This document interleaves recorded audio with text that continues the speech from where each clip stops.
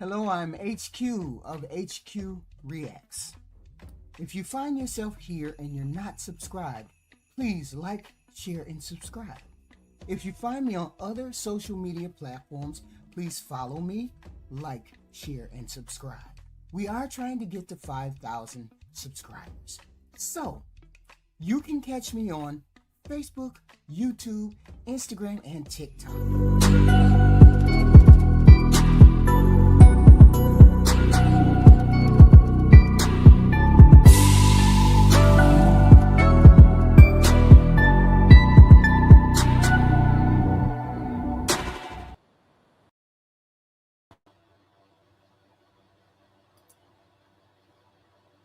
Hello all, hello all, hello all. It's lovely afternoon.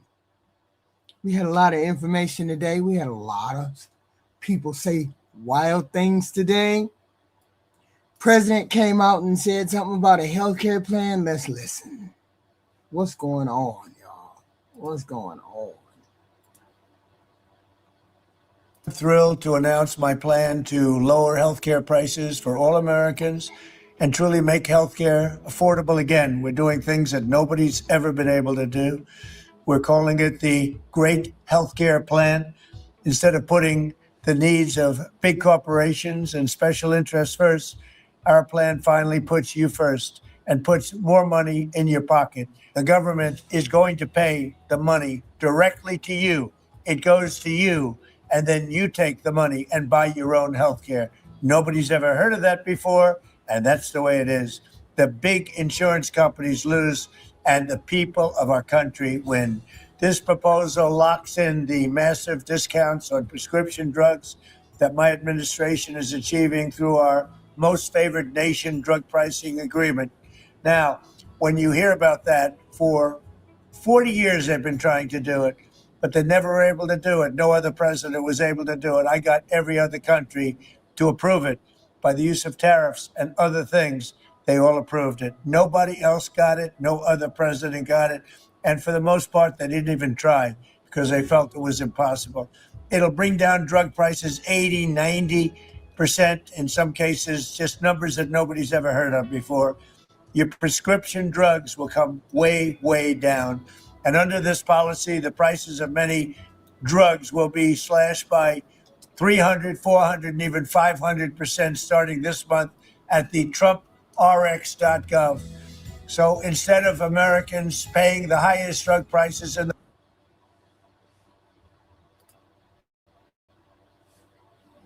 Oh shit.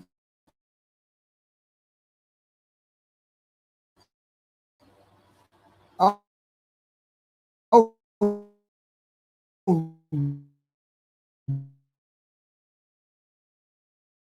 shit.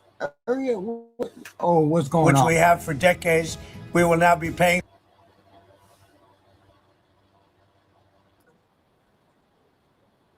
Come on now. We don't have that many windows open. Come on now.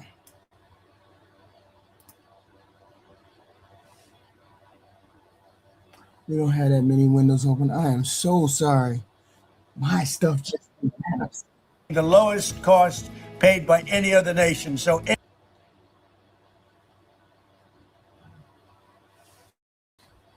Okay, we're gonna have that. Are you kidding? any other nation that's paying the lowest cost, that's what we're going to pay.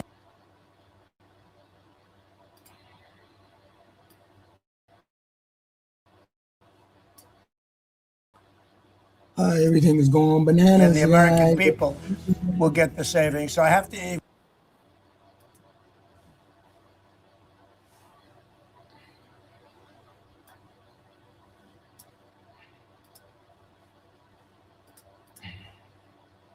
Why can't we get this to go like it's supposed to go? What's going on? It's my fault. My bad, guys. I got 1,000 things in the background. Hold on. My bad.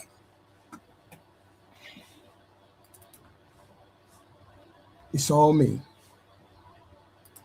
Come on.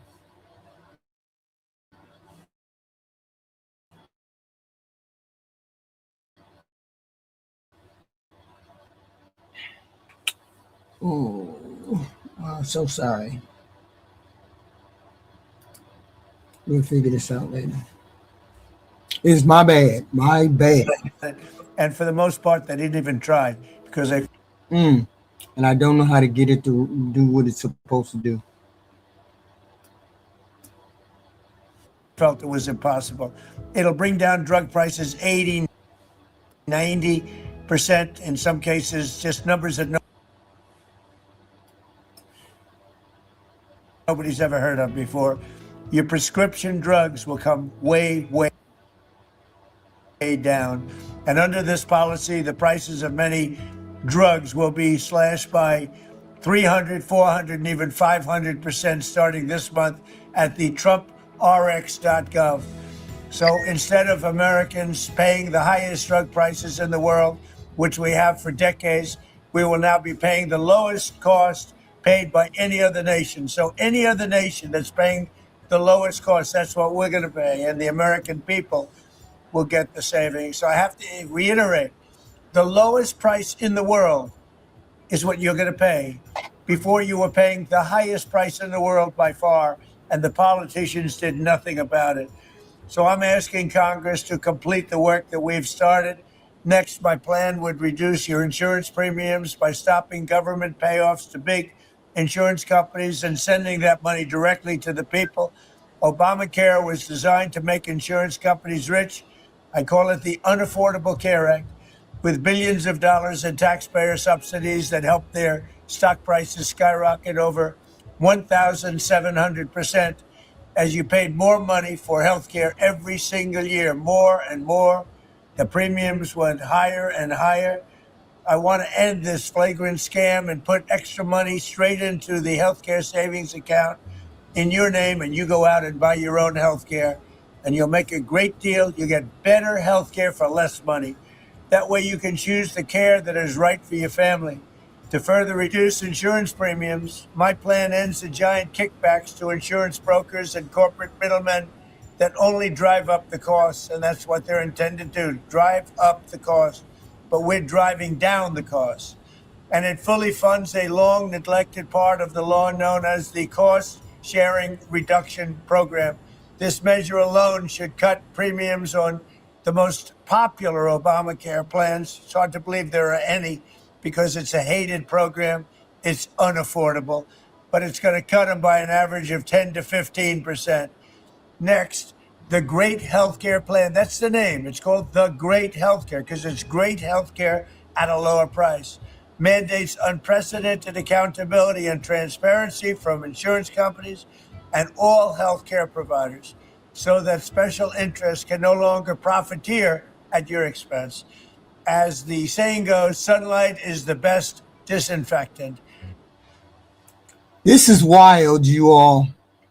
I cannot believe we have gotten to the point where we let this person or let the Republican Party talk us out of insurance. This is you being talked out of insurance. Give the money to healthcare savings plan. This is talking you out of insurance. This is making sure that you don't get insurance. This is wild. The plan includes putting U.S. drug prices to international levels and making more drugs available over the counter, which could reduce out-of-pocket costs for Americans. It could do that. Insurance companies and providers would be required to publicly disclose pricing margins and all claim denials and all that kind of stuff, giving consumers more information to shop. Okay. Put funds directly in the consumer's hands instead of sending subsidies to insurance companies. The plan deposit money into healthcare savings accounts so they can choose how to spend it. So basically what he's saying is, I'm going to give you $50 a month to pay for insurance. When we already know most of us who work, we paying $300 to $400 or $500 a month for insurance. He want to eliminate kickbacks. less reliance on big insurance based on administration's framing. Okay, official claims that removing corporate subsidies could reduce administrative costs and overhead. Okay, fine and dandy. But here's the thing, those are positive things. The negative things is this ain't, they gonna have to vote on this. They just passed the ACA. They just passed the ACA, right? I don't know whether they passed it in the Senate or they did not yet. I don't know. So they ain't gonna let this great plan of his go nowhere. It ain't going nowhere because Republicans don't want to give no health insurance plan put together. The plan don't have no outline, no complete idea, the estimates for insurance off the bat. Some of us are paying $300-$400 a month already. It's going to replace the ACA. Deposits in a health savings account may not cover the real costs. So what are we going to do about prescriptions? This is wild. True cost of insurance or Medicare for a lot of people, especially low-income families with chronic health care needs. You got a problem then. It will increase the premiums and the out-of-pocket costs. We got prescriptions. We got when we go to the doctor, they I don't know about nobody else, but I went to the doctor for something on my back, and the doctor, when I got to the office, a specialist, they told me $240. So who pays those expenses? We don't even get a relief from those expenses. It does not restore COVID air subsidies, which basically mean you coming out your pocket for real, for real. See, it'd be a different story if you told us that you were going to put $2,000 into an HCS for us every month. Every person get $1,000. That'd be a different story. But you ain't getting no $1,000 every month to help cover any kind of cost that you might. Coverage gap is going to be a mother. We still going to be paying out of pocket. And for all intents and purposes, the Republican people ain't going to go for this because they just signed the ACA. They ain't even trying to hear all of that. So this is a non-starter. This guy is desperate. He is desperate for the midterms. You're going to lose the midterms. You might as well face it. You're going to lose the midterms because all of the policies that you have put forward, he has put forward, the American people are rejecting. I told y'all that the bulk of Americans did not vote for Donald Trump. It was a small fraction of Americans that voted for Donald Trump. Okay? They are doing all of these things because they know, the Republicans know, they're going to lose the midterms really badly. Really, really badly. Okay? Really, really badly. Because you introduced things that nobody wanted. You introduced a lot of things this year that nobody wanted. And many things nobody anticipated. Nobody anticipated you dragging people out of their house, dragging people down the street, dragging pregnant people into cars, into paddy wagons. Nobody anticipated that. Nobody wanted that. Okay? Nobody told you to gut the government. Nobody said you were going to do that. Nobody said you were going to fire all those people. Nobody said you were going to go after Jerome Powell and Comey and nobody thought you were going to invade wars, invade countries, start wars, shoot at Iran, follow behind Israel. Nobody. And that's the problem. It was like one or two or three. We thought you were going to do one or two things. You did too many things this year. That's the problem. And the bulk of the American people did not vote for you. Because a lot of them stayed home and a lot of them didn't vote. Either stayed home or they didn't vote as Democrats or whatever. Or some people didn't feel like they should vote for the black woman. But any other normal everyday election, you never would have won. And so what they're trying to do is ram through as much garbage as people as they can. No, it's not bullshit. The bulk of the American people did not vote for this person. Okay? They did not vote for this person. And the people that did vote for him, the young people, the independent people, the people who were on the fence, they are standing there horrified at what has been revealed through this person's presidency. And that's why they're going to lose the midterms, because of this. And this administration is doing thing after thing after thing after thing, trying to gain traction and trying to get back its celebrity status with the people in the American electric. And it's not working because you've had negative after negative after negative. Okay? The Epstein files. Deportations are a horror show. You just shot a white girl. You just shot several white folks, dragging kids out of, stopping cancer treatments, blowing up the federal government, stealing money, Doge, not making promises. You've done a million things that nobody liked. I do. Y'all sound crazy, but that's okay. That's okay. The proof is in the polls. The proof is in the polls. This is why this is a non-starter, what he's doing. That's why you have the Republicans one-on-one, one after the other, breaking with the president, because they're horrified. A lot of us are horrified, but it is what it is. Horrified, but a lot of us are horrified. It's sad, but true. Today we got to talking, or what we got into the press room, and the girl, what's her name? Secretary Caroline Levitt. She embarrassed us yet again. She embarrassed Americans on the national stage yet again. I don't understand why she don't think that this is embarrassing and that the world is not listening to her. Is not listening that she's representing the president with the things she says. Thanks, Caroline. Earlier, you were just defending ICE agents generally, and earlier on, Secretary Nolan spoke to the media, and she said, among other things, that they are doing everything correctly. 32 people died in ICE custody last year.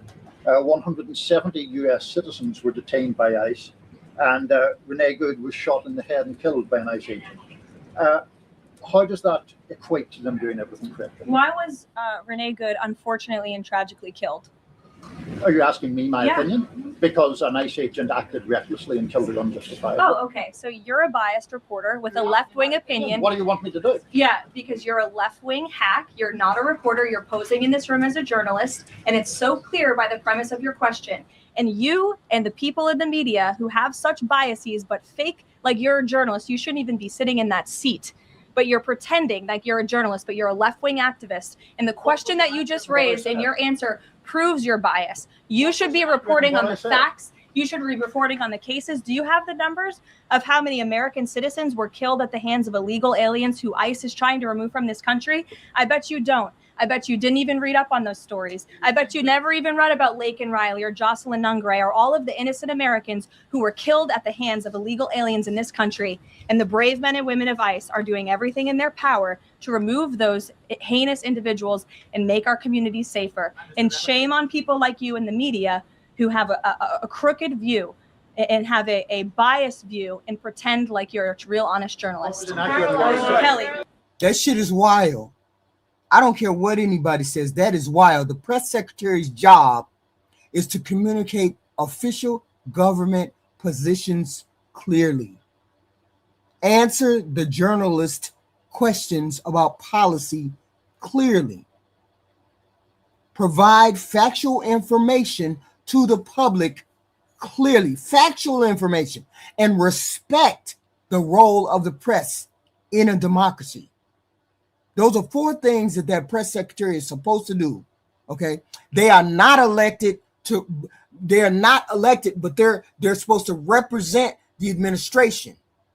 Okay, the press in turn represents the public by asking questions. Some of those questions are tough, some of those questions are embarrassing, but they have to be critical, and it's all about who's in power.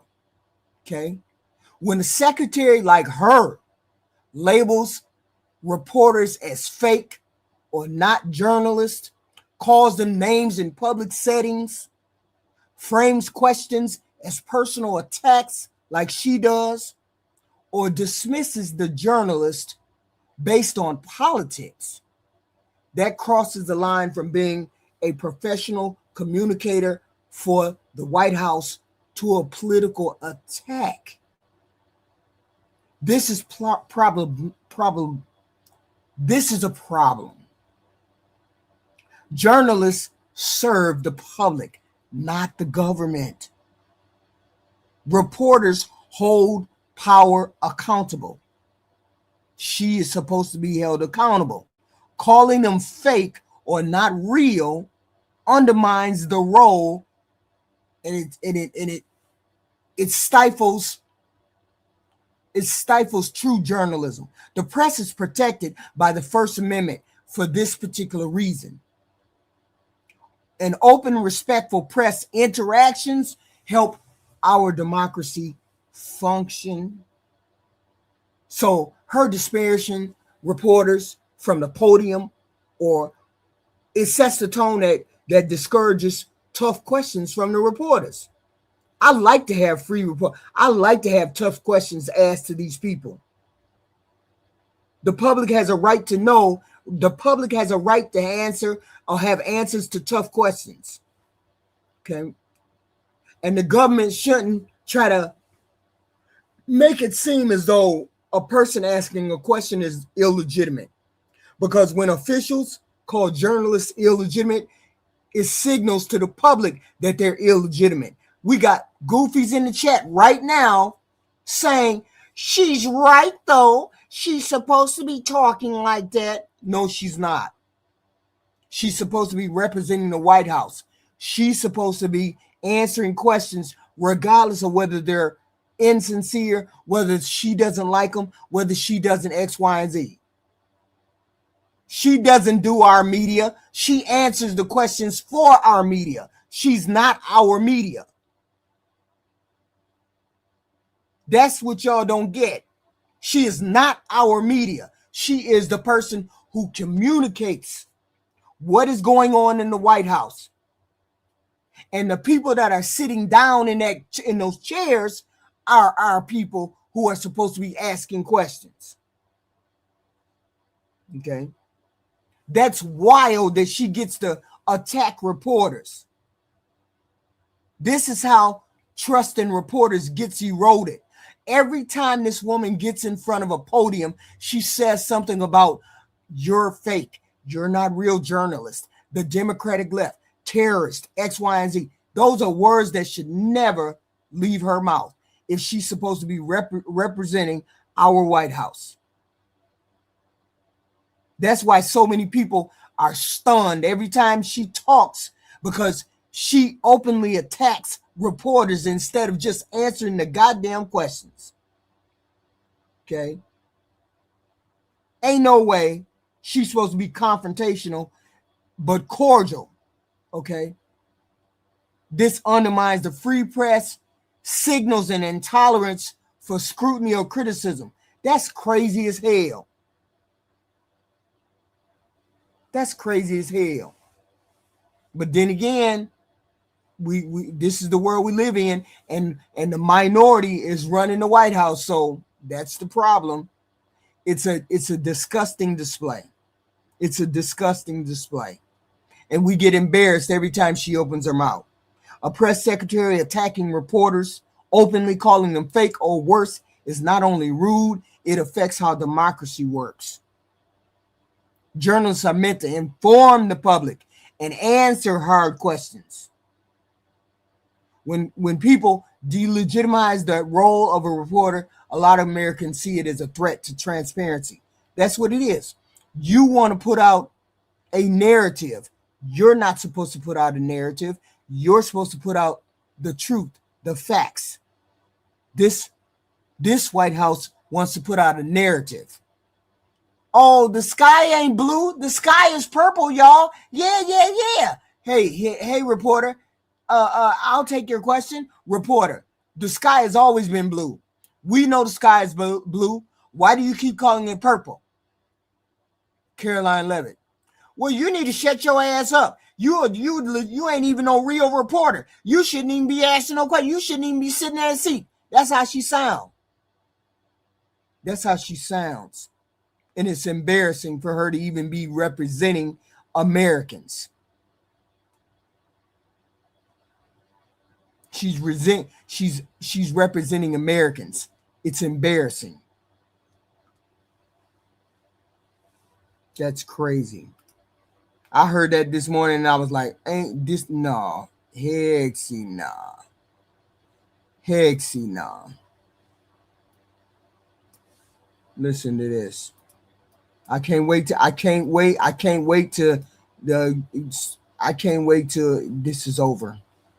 I cannot wait till we have a government in the White House that represents everybody and represents the true will of the American people. I cannot wait. Because this right here is a joke. That right there is a joke that we're looking at. That's crazy. Was this merely incompetence? If so, what can be done to better equip our FBI? The Ray FBI's failure to act on the evidence in their possession demands thorough examination. Additionally, there are still critical... Let's be clear. Trump won, not the bulk of the American people. You guys need to do your math. Please do your math. Stop talking because you haven't done your math, okay? The bulk of the people did not vote for Donald Trump. And the people who did vote for Donald Trump are running away from him in truckload. All of the people, minority people, Hispanic people, all of them are gone. All of the independent people are gone. Anybody who thought anything, maybe he had something going on, are gone. All of those people are gone. That's why we keep winning the elections that we keep winning, the bulk of the elections. That's why it's always a blue wave that you've seen for the past couple months, because all of those policies are being rejected. That's wild. And his what is it? His polling is in the high 30s. And he's the only president that has ever had 30s polling. That's how bad he's doing. That's how bad he's doing. On top of the Epstein files, then you have them shooting white women.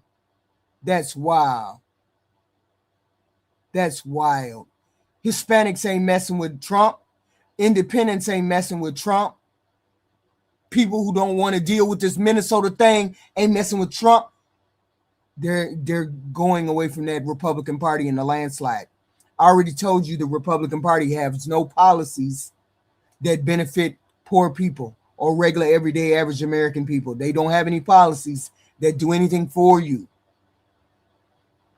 You're just voting Republican because your mama and daddy told you to vote Republican. If you do that, because they have no policies that help the average everyday American person.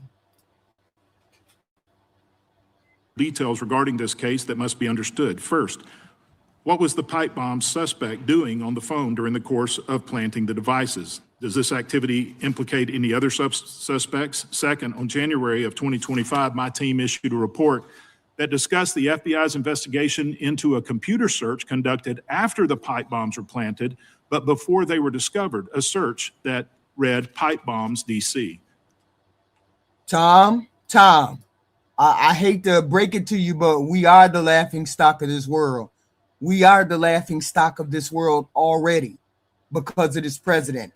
I hate to break it to you. I'm sorry that you live in the MAGA bubble. I'm sorry that you don't get the news outside of that MAGA bubble, but we are the laughing stock. You all know that the other countries, about 4 of them, right, have sent troops over to Greenland to stop Trump from invading Greenland, right? You do know those are NATO troops. Those are people from the NATO NATO coalition. You do know that, right? Why y'all don't understand how unpopular this president and his policies are? I don't understand what's going on. I don't understand. It's like y'all live in a bubble. It's like you live in a bubble and y'all don't even get the real reality of what's going on outside of that. Okay? We don't fund 2/3 of NATO. Stop it. We don't. So the whole point is those are NATO troops that are going over there, and we're in the middle of it. Nobody asked for any of this. I don't understand the bubble, y'all. I don't understand the bubble that y'all live in. I don't understand it. Was this Cole? If so, this is another key piece of evidence tied to Cole that was overlooked. If not, is the person who conducted that search tied to Cole? Additionally, the FBI operational updates note 2 eyewitnesses who described the gray hoodie suspect as a white male. Did this influence the FBI's investigation? Today, we hope our witnesses will shed light on the FBI investigative protocol to help us begin unravel what went so wrong with FBI's management of this case. I now recognize the ranking member, Mr. Raskin, for an opening statement. Thank you very kindly, Mr. Chairman. Thanks to our witnesses for joining us. I'd like to begin by offering appreciation to the men and women of the FBI who apprehended the January 6th pipe bomb suspect. This has been a rare bright spot for federal law enforcement over the last year. I also want to thank the Capitol officers who defended us with such valor and such courage on January 6th, who defended the members of the House and the Senate, our staffs, and everyone else who was caught up in the siege against the Capitol in the attempt to overthrow the 2020 presidential election. Those officers continue to defend us and continue to endure the abuse of the January 6th insurrectionists. Check out this video from what just happened last week on January 6th. Yeah, no, you don't. Like an animal, like a diseased animal. You diseased animal. How dare you do that to a defenseless woman? You're fucking losing. You beat women. You beat women in the face with a baton 30 times, and now you got to protect us, Officer Bagshot. Look at that. Pardoned by Donald Trump. They made you look like a jackass, didn't they? Look at that. You fucking retard. Yeah, idiot. You can't say retard. Woman. Oh, sorry. Faggot. So the abuse of our officers continues, just as the plaque, which was passed overwhelmingly by Congress to be installed in the Capitol complex, has still not been put up by Speaker Johnson. Now, of course, the prosecution of Brian Cole, the pipe bomb suspect, remains ongoing. The full facts of the case have not yet emerged, and under our criminal justice system, of course, he's presumed innocent until proven guilty. And so this hearing is at best premature. I hope certainly it does nothing to recklessly endanger the prosecution of Mr. Cole. But here's what we do know. We know that Brian Cole voted for Donald Trump twice. We know that in his own words, he was inspired and incited by Donald Trump's big lie, the pathetic lie that the 2020 election had been stolen. A lie that has been debunked and repudiated by more than 60 different federal and state court decisions across the land, and every court that's looked at it, and of course was rejected by the Congress of the United States as well. Mr. Cole told investigators he was in D.C. because he was going to protest in support of Donald Trump. He told the FBI that he believed the narrative that Trump had spread, and if the election was indeed tampered with, quote, someone needs to speak up, right?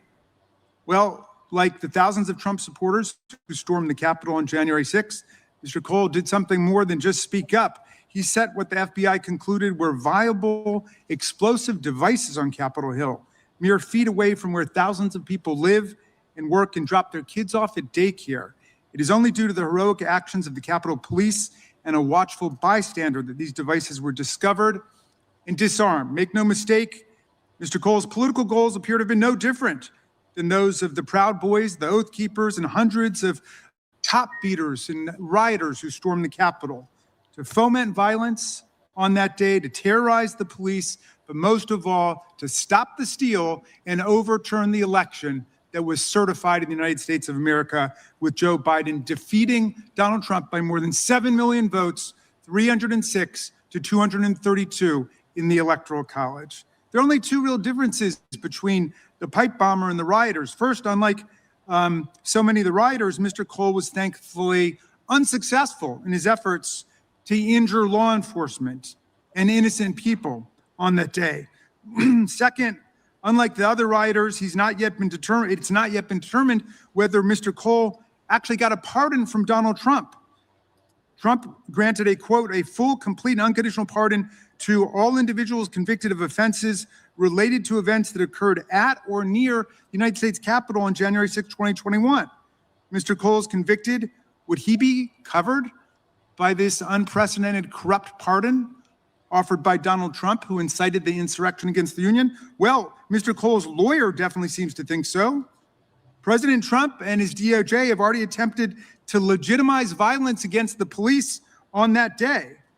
Is it their position that the pardon extends to Mr. Cole as someone who was involved in the events that occurred near the Capitol? Or is it their position that it's okay to beat police officers with Confederate battle flags, Donald Trump flags, American flags, tase them, haze them, vilify them, demonize them, taunt them, trample them, kick them, and punch them, but they draw the line at planting an explosive device?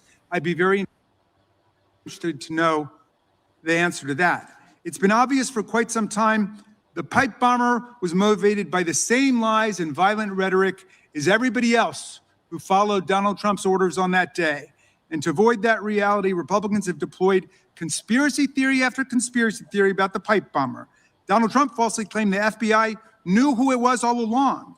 Dan Bongino, the former podcaster turned former FBI deputy director, who recently quit for mysterious reasons, told us that this was a setup. He said it was an inside job. Just a few months ago, The Blaze wrote a ludicrous article pinning the pipe bombs on an innocent Capitol police officer on the basis of how she walked, which unsurprisingly was quickly exposed for the pure concoction it was. But that did not stop multiple Republican members of Congress, including, I'm afraid to say, you, Mr. Chairman, at least I'm told, although I haven't seen what you said directly, but certainly multiple members of Congress promoted the article and its authors and the false and dangerous idea that it was a former Capitol police officer who planted those bombs, an idea that continues to fester in the deepest and darkest corners of the extremist internet. And see, I played that right there just for context. We're having the same type of environment building in Minnesota. The same type of environment where we're getting lies told to us. We're getting lied to. The president and his whole crew is starting to lie to the American public, trying to make us believe we didn't see our lying eyes. The whole world saw those people trying to crawl up the wall into the Capitol. The whole world saw that. The whole world has seen the ICE agent shoot that woman in the face. The whole world. And yet and still we're having the same bullshit being forced into our mouth like we didn't see what we saw. Every time something happens catastrophically in this administration, this president and his minions lie about it. And we're supposed to take it down the throat. Just take it full throttle. We ain't taking this shit anymore. We're not taking this shit anymore. Look at what he wrote today. Was it today? I can't even think. If the corrupt politicians of Minnesota don't obey the law and stop the professional agitators and insurrectionists from attacking the patriots of ICE, who are only trying to do their job, I will institute the Insurrection Act, which many presidents have done before me, and quickly put an end to the travesty that's taking place in that once great state. Listen to the rhetoric. He says, I'm going to put the Insurrection Act into account. This is a clear example. If the corrupt politician of Minnesota, Minnesota officials, whoever, Walls, the state governor and the other leaders are being accused, they're being accused of failing to control those protests and unrest tied to immigration, customs, and enforcement operations. He claims these are professional agitators. Yes, this is propaganda. And insurrectionists using those terms to describe protesters or people who oppose ICE, and that those people are attacking federal agents. He said the Minnesota leaders ain't stopping what's going on. So he want to be able to pull the Insurrection Act out on their ass. A very rare federal law that gives the president power to deploy U.S. military domestically. We told you this is the shit that was going to happen when he first suggested it. We said it ain't going to end correctly. See, what he thought was, he thought us black folk were going to get out in the street and he was going to be able to pull that insurrection shit. He thought we were going to get into the street. Black folk. Yeah, y'all see them black folk in the street. I got to call the Insurrection Act. I got to save y'all white folk from them black folk. I got to pull that Insurrection Act out of my ass so I can save all y'all white folk. And didn't nobody have a damn word to say about it when he said he was going to pull it. Oh, yeah. You need to control those Negroes in the neighborhood. Yeah, you need to control all those people in the neighborhood. They got out of pocket. Yeah, Donald Trump, let them people come to our neighborhood. And the minute we let them come to the neighborhood, they shoot a white woman. Innocent white woman. They shoot a white woman. Y'all done fucked up now. Now, you ain't got no allies over there. So the overall message is state officials ain't controlling y'all. Therefore, the federal military power should be used to restore order. I wonder what the Supreme Court can say about that. See, this Insurrection Act is a law from 1807. It lets the president use federal troops inside the United States during certain types of unrest. Why don't you go and call an insurrection? Why don't you go and call it right now? Why you ain't called it before now, Donald Trump? Why you ain't did it now? It's been used in the past to enforce civil rights laws. When little girls wanted to go to school, the little nigger girls didn't want to go to school, and the white folks didn't want them to go to school. It was pulled in. Invoking it would mean the president could deploy the military and have them beat up and kill American citizens. Okay? You keep labeling protesters as insurrectionists. That statement uses strong words like insurrectionists to describe these people who are protesting ISIS operations. Of course, I get that.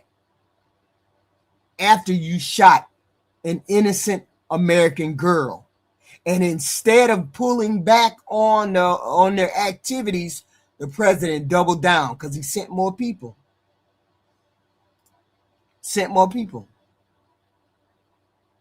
And everybody is angry over that. Everybody. Welcome to my world, white folks. We black folks been dealing with this shit getting killed in broad daylight and nobody saying a goddamn thing. Aubrey, Breonna Taylor. Nobody having a damn thing to say about it. This been happening for years for black folk. Now it's important because we got hit by a white woman. A white woman got broke off.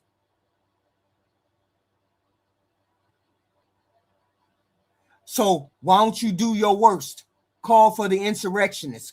Call Call all them white folks insurrectionists. Do it.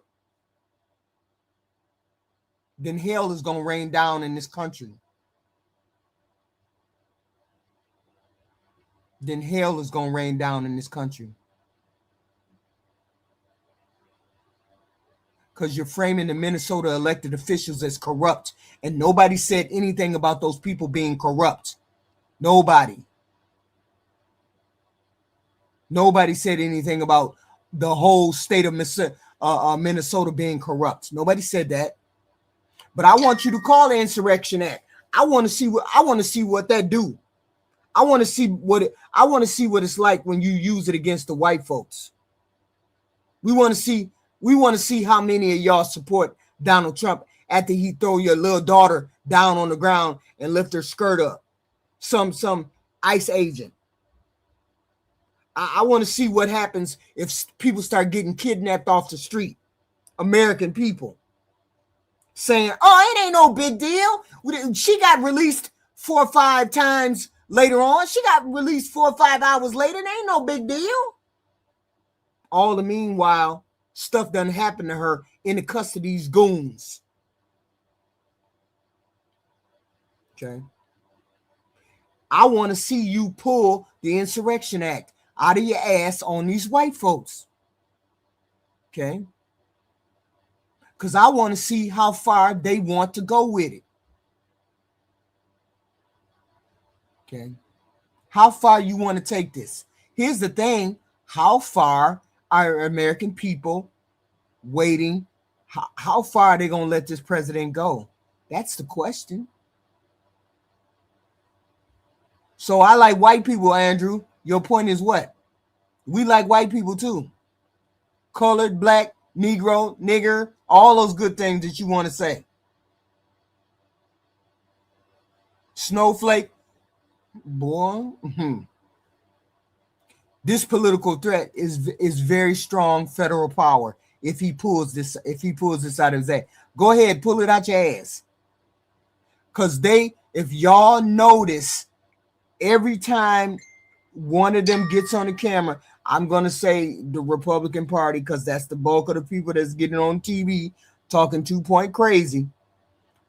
Every time they get on camera, they're using charged language that will invoke emotion, terrorist, insurrectionist, threat, mad, escalation, all of these things that get people charged up.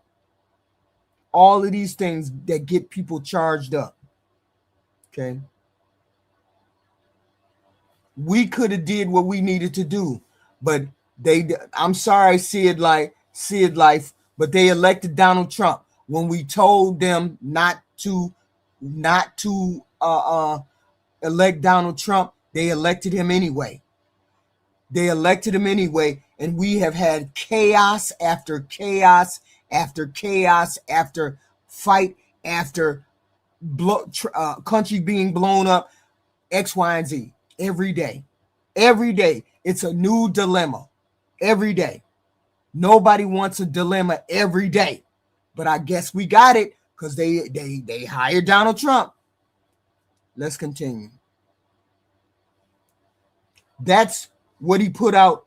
Is that today? Yeah, he put that out today. But check this out.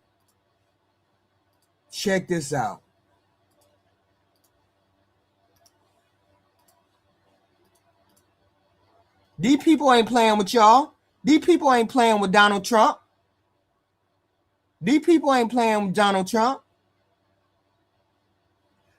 European troops arrive in Greenland as Macron calls emergency meeting.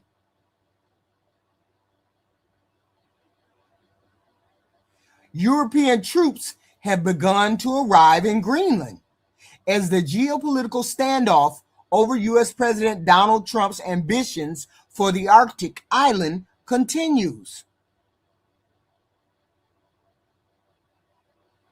These people ain't playing. These people said, you better not bring your ass over there.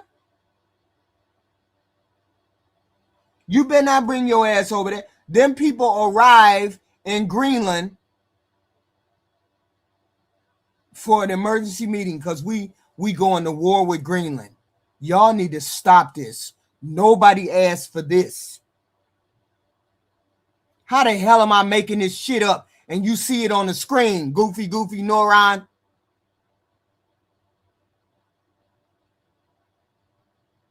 These are people. They said they ain't having it. They not having none of this that Donald Trump is saying. Y'all think he think it's a game. He think it's a game. You called for this. I don't understand what's going on. You called for war in Greenland. He said it ain't gonna be no war. They starting to debate this.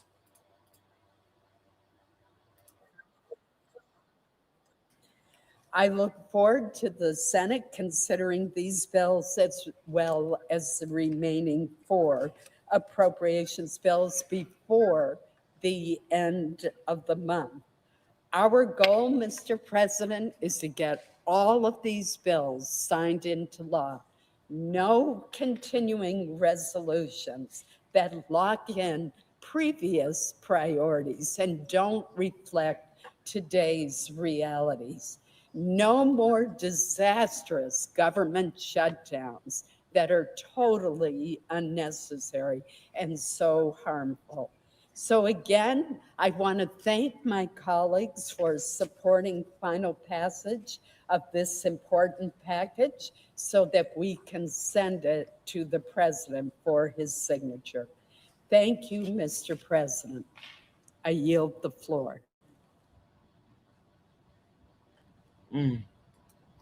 So it ain't gonna be a government. Hopefully, it's not gonna be a shutdown. Well, they did get the passage of the ACA across. Okay, so seeing as how they got the ACA across, we should be good because now the shitty ass bill that Donald Trump just introduced ain't no good. I meant to put this one on. Because it was an interesting debate. Well, it wasn't an interesting debate. It was an interesting what is it called? Interesting thing. House committee meeting. Okay, that they were having. Okay, can you give me link? Hold on a moment. To Washington committee. I had up yesterday. Okay. So we covered Caroline Levitt, who acted a fool in front of the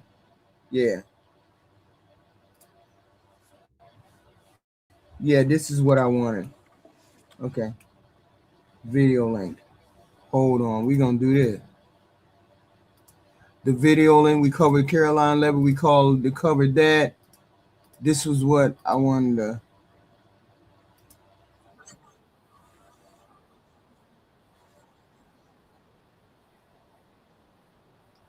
Hold on.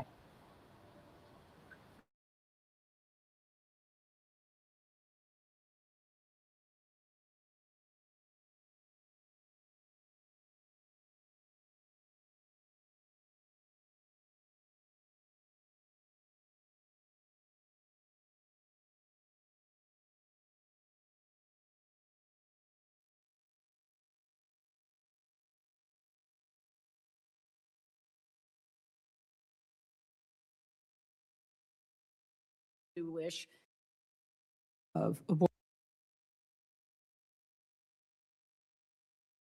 remove requirements to report, present your passion and your act.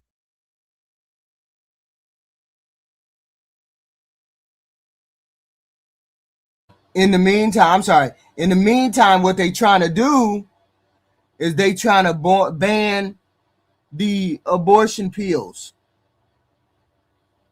So now they starting to have hearings to ban the abortion pill or present your passion the pill forms or she is in her mother's womb.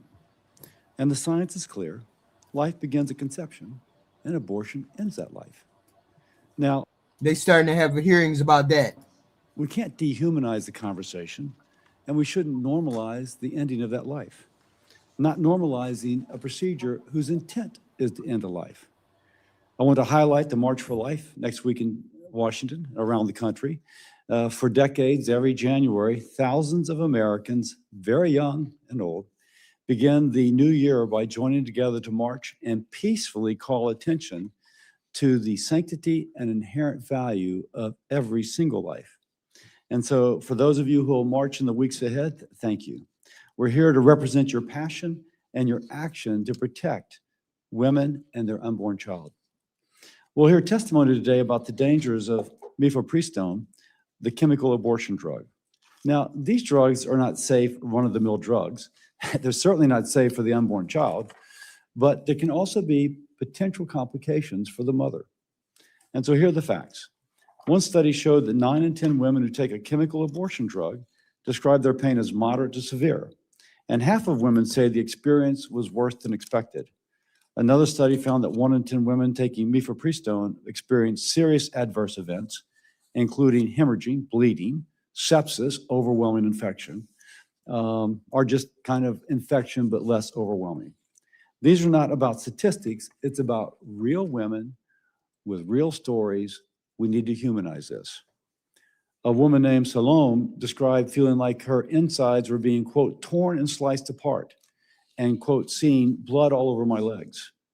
Like many, Salome regretted her abortion, saying, quote, I saw the most heartbreaking thing that I've seen in my entire life.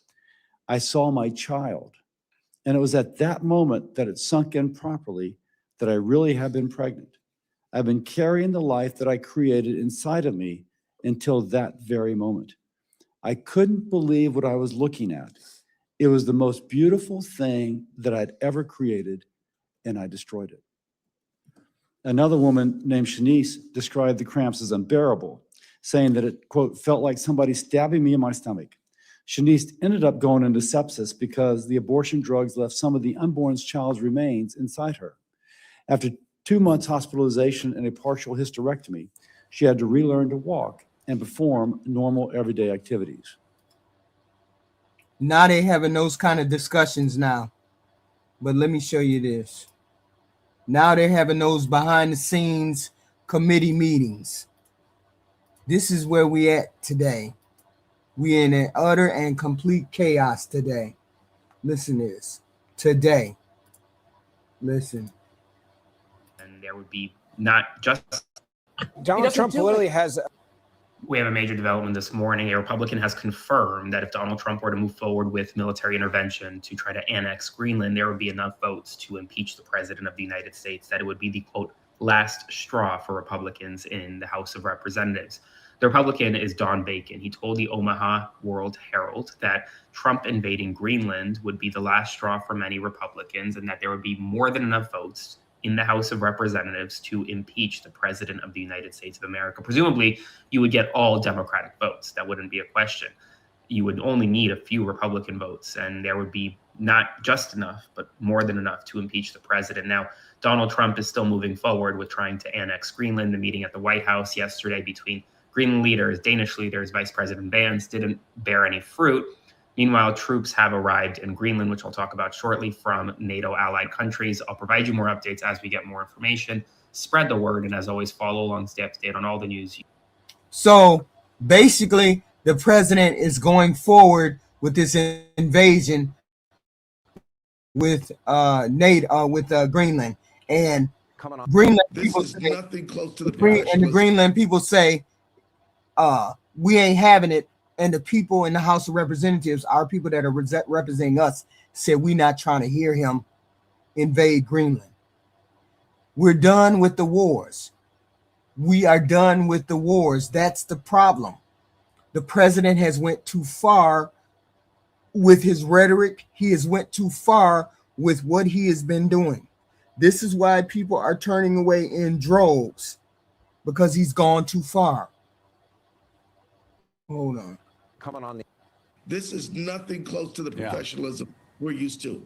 And to call the victim of the shooting a domestic terrorist within hours of My that goodness. shooting. Mr. Attorney General, I want to pick up what you're talking about there, this lack of cooperation between the federal government and the state of. Yes, he said no wars, but he lied to the American people. We have learned that He lied to there the was American an people. ICE-involved shooting in Minneapolis. We go live to Alexis McAdams. She is live on the ground with the details. So now we got second and third and fourth shootings. Second, third, and fourth shootings. But you notice that the president has not called that insurrection. He hasn't done that. Why hasn't he done that? Let's be clear, us black folk ain't going out in the street. We ain't going out in the street. We already know what happens when you go out in the street. We already know we done seen enough hung people. We done seen enough people shot in the face. We done seen enough black people taken to jail. We done seen enough black people beat up. We ain't going out in the streets. This is a problem that white folks need to solve. Y'all want to get us out of this y'all want to get us out of this mess? It's going to take you white folks to do that. We're going to be standing on the porch. We're going to have our fist up. We're going to be cheering y'all on. When y'all need water, we're going to be on the corner to give y'all water. But we ain't going to be out there protesting. We not finna do that. We not finna put our brown bodies out there. It's time for you all and the rest of you minorities out there, Hispanic folks. I'm talking to you Hispanic folks. I'm talking to you Hispanic folks. It's time for y'all to step up and be accountable. Y'all's group is bigger than the black group, the Black Americans group. You Hispanics group is bigger than the Black Americans group. It's time for y'all to get on out there and put your body on the line. Us black folk already done put our body on the line. We ain't finna fool with y'all no more. We tried to save y'all. We tried to save all of us. That was the beauty of us voting in November last year, 2 years ago. That was the beauty of us black people voting. 92, I want to say 90, about 90, 92, around 85% of us voted not to have this president. 85% of us, black folk, said, nope. We don't want this president. We already know what's going to happen. He already said that he liked them good. He had good people on both sides. When we heard that phrase, us black folk, we was done. Okay. So this is a problem that white folk and Hispanic folk and Asian folk, y'all gonna have to solve this one. Because we tried to warn y'all. Okay. And this is what happened because y'all ain't standing your ground. This is what's happening. We have learned that there was an ICE-involved shooting in Minneapolis. We go live to Alexis McAdams. She is live on the ground with the details. This is not creating safety. It's certainly not creating safety when a huge percentage of the shootings that have taken place so far this year in Minneapolis have been by ICE. So let's be very clear. I've seen conduct from ICE that is disgusting and is intolerable. If it were your city, it would be unacceptable there too.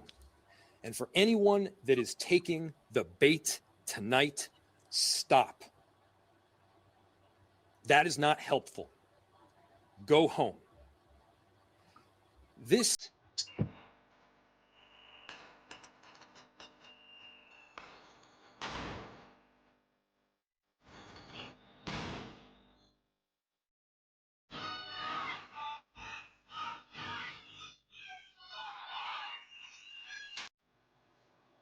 Let me know if I'm lying. Am I lying? If them were black folk out in the street, would we be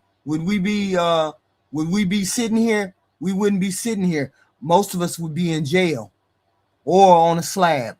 Tell me I'm lying. This is what's happening. This is what's happening. Okay. This is normally the use of force. The U.S. military forces How you using the military forces against people?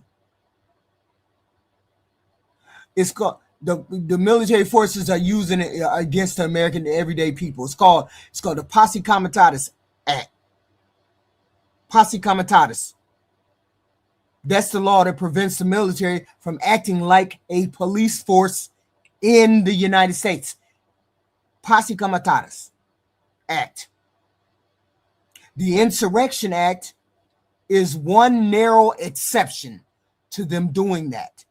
Historically used only when there's an actual insurrection or rebellion, but it's supposed to be rare and strictly justified. This president says. Let me see what my grandma doing. Let me see. This has been a really. The president says it might be necessary. The insurrection is a narrow exception to that rule, that Posse Comitatus Act.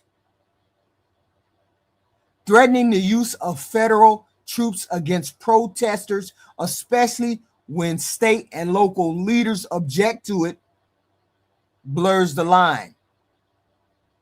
Nobody wants to have militarized control of their citizens.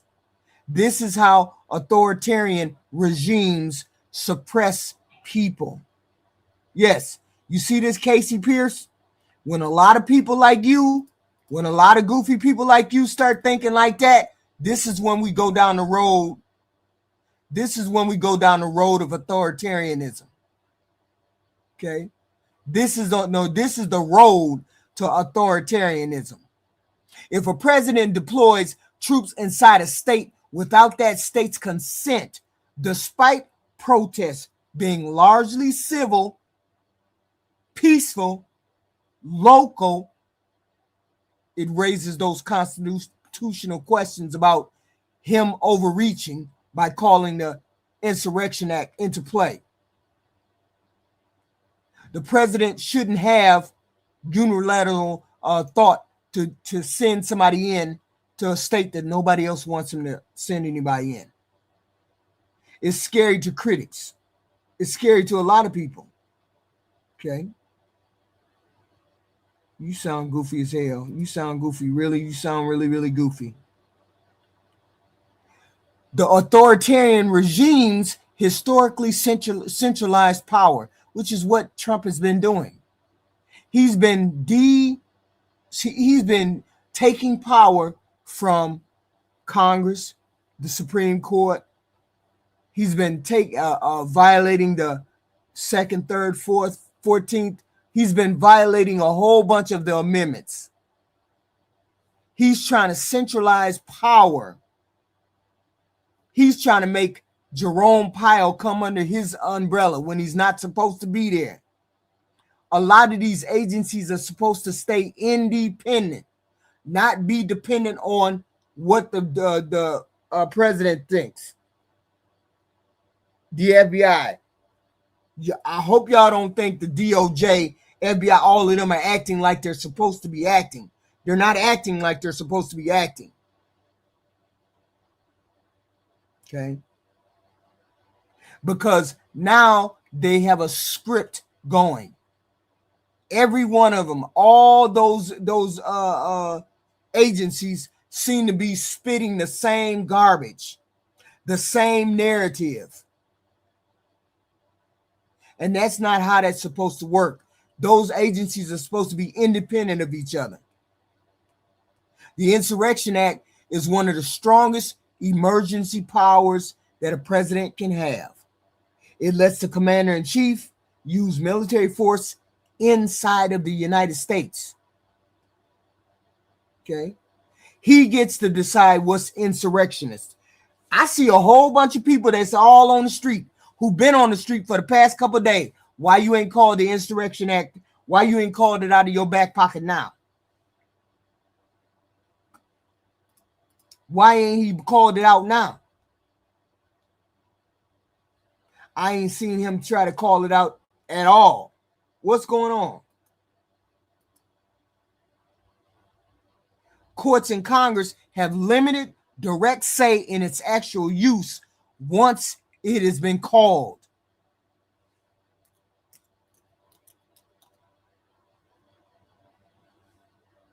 Okay. Once it's been called. There's no clear modern definition for this term, for this use.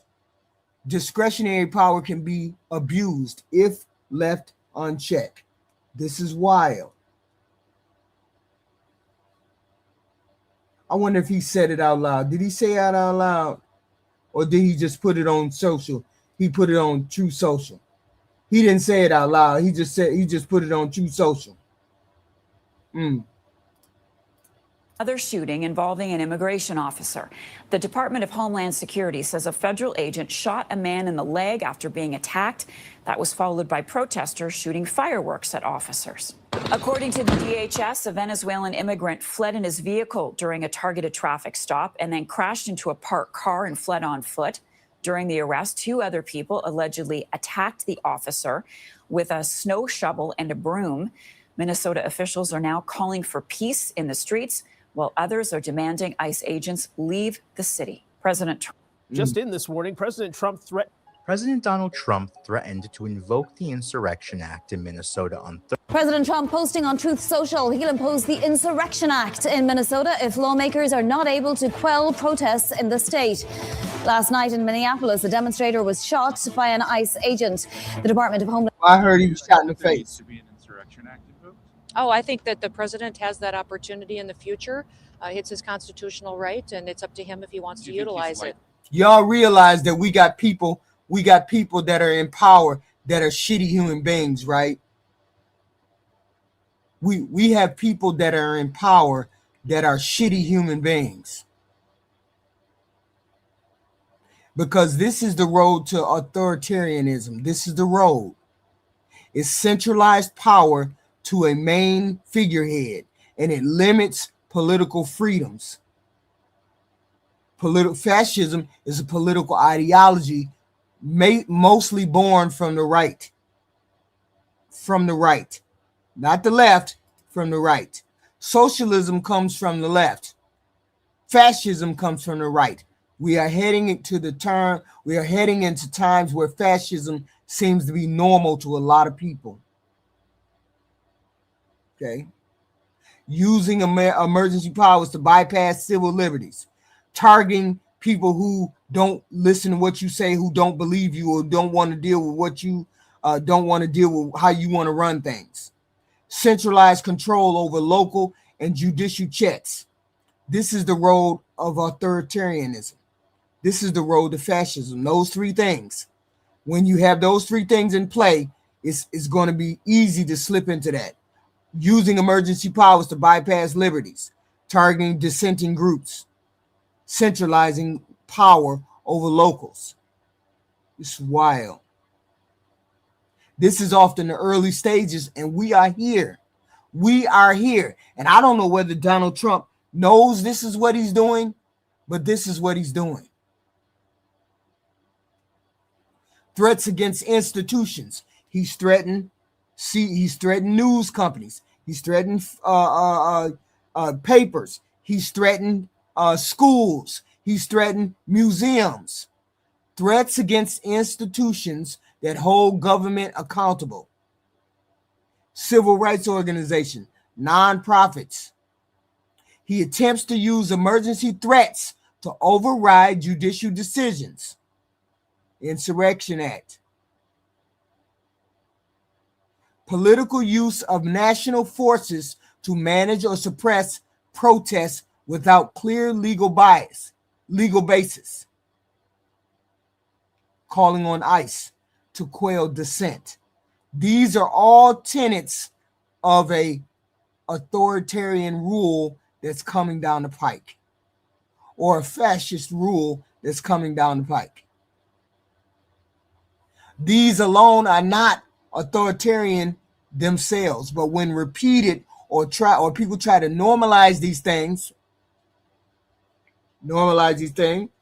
threats against institutions, attempts to threaten, attempts to use emergency powers to override judicial decisions, political use of national forces to manage or suppress people. President Trump has done all three of those things. Oh no, Casey Pierce. This president has all of those things. That Biden ain't never threatened nobody. Biden ain't never threatened nobody.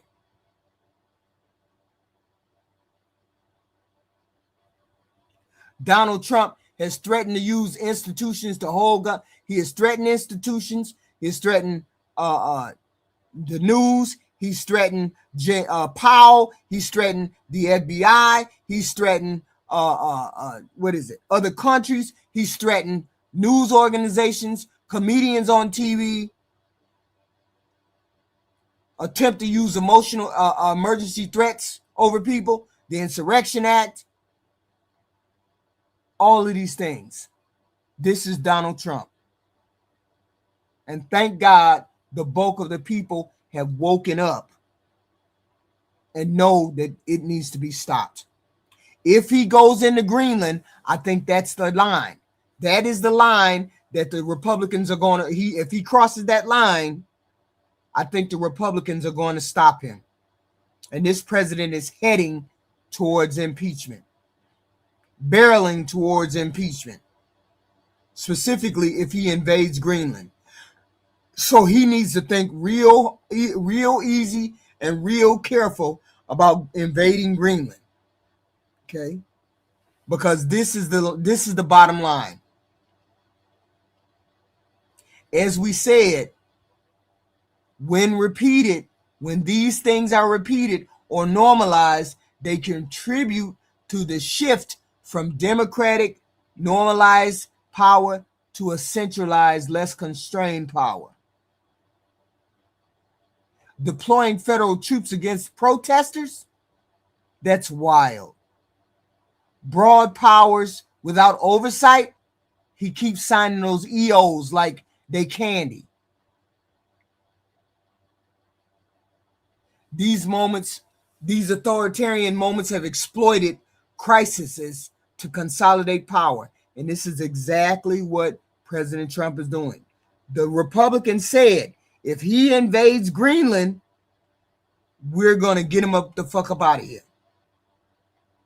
If he invades Greenland, we going to get him the fuck up out of there.